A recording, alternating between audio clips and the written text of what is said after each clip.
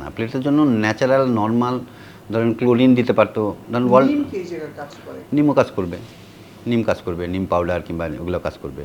তারপরে যে ক্যালসিনেটেড ক্যালসিয়াম আমরা যেটা বের করেছিলাম ওটাও কাজ করবে। আমরা এটা বের করেছি নিচে আছে দেখেন, ওইটাও food sanitiser, fresh fruits and vegetable wash করার জন্য। এটা আমাদের রিসার্চ প্রোডাক্ট। এটা হ্যাঁ অ্যাগ্রো ওয়াশ একটা নাম দেওয়া হয়েছে, কিন্তু এটা হচ্ছে মূল ইনগ্রেডিয়েন্টস হলো আপনার এই যে ঝিনুক, শামুক, ডিমের খোসা, ওগুলোর গুঁড়া,